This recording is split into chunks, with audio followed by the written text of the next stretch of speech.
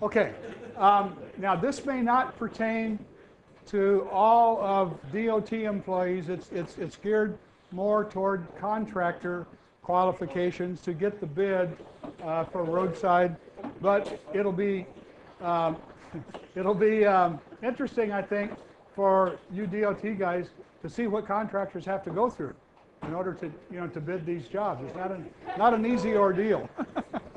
You can appreciate them more a little bit. Okay, you do already, I'm sure you do. Okay, this is chapter 13. So, and it's a very short chapter. We'll go through this pretty quick. There's no sense to dwell on it, but especially you guys should be opening your chapter 13 there if you haven't memorized it already.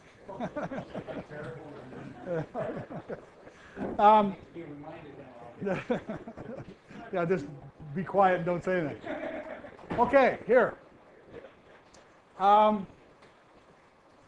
In order for these contractors to get the bid, the engineer has to review all applications well ahead of time. So all applications for bid are due well in, is it every 2 years that these go out?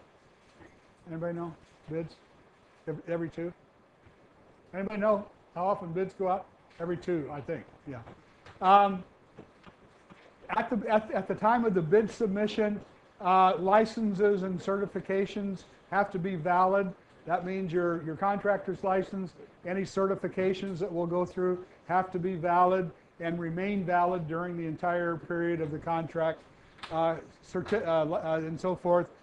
Expired license are grounds for canceling the contract. Even after the contract has been bid and let, if your licenses expire, that is a reason for losing the contract. Okay, here's all of the requirements. Licenses. A contractor C27 license or C27A license. Required business tax licenses. That's just to do business here in Hawaii. Excise and all that license and so forth. And now a performance bond. A lot of money has to be put up front in the form of a performance bond, which can be lost for lack of performance. Now, I know a lot of contractors will get insurance against that, but still, it's a lot of money. You lose that performance bond once, you're going to have a hard time getting another job, another government job if you lose that performance bond. And that performance bond then would be used to hire another contractor. DOT will use that money toward hiring somebody else, so there's no downtime. So it's a lot more efficient, a lot more rapid turnover if necessary. So this is just a little bit more insurance for job performance. Proof of experience, have to have 2 years in that C27 contractor's licensing immediately prior to the bid. You can't have it 10 years ago and not practiced in the last 5 or 6. It has to be 2 years immediately prior. Minimum 2 years managing contracts of similar size. These are big contracts. I didn't realize how big these contracts are. This is a huge amount of land you guys are maintaining. So it's not a little job. 3 or more different landscape projects similar to this to substantiate your experience. A proof of performance evaluation by those it's a reference that you get from past customers and so forth that you've worked with. That may be DOT.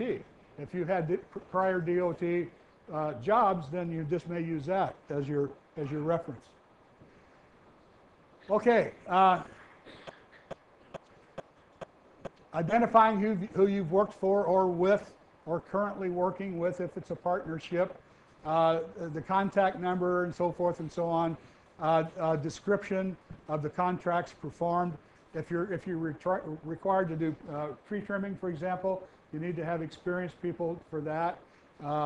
Irrigation, you have to have experienced people for that. Okay, to win the bid, the following requirements again: maintain an office, a base yard on the island that you're working on. Now that might automatically disqualify some people on neighbor islands. I don't know how that's going to work. I know on Maui there's only basically one contractor, and they're out of Oahu. But they may have a base yard over there. I don't know. But at least having a home base on that island. with a local business address. Telephone numbers where you can be reached all the time. Having all the required equipment, trucks and all the required equipment, aerial lifts and whatever you might be needing to do the job efficiently. Proof of all that before you get the job. All staff must be legal. Must have at least a green card or a U.S. citizen. Supervisory staff and other staff, various training classes during the course of the contract are going to be mandatory. Things like this, every once in a while, some refresher. And they haven't really developed that yet, so we don't really know exactly where that's going to go. But it's very likely some of this might happen. Certifications. If you're doing tree work, you have to have an ISA certified arborist. He must be certified for at least the last 6 years. Tree trimmers for removal of limbs and so forth above 15 feet working in the tree. Have a valid tree trimming C27 license. Certified tree workers must be again certified by ISA and 3 years of experience. Keep going the wrong way. The lead maintenance person on the highway, the lead supervisors in each of these areas.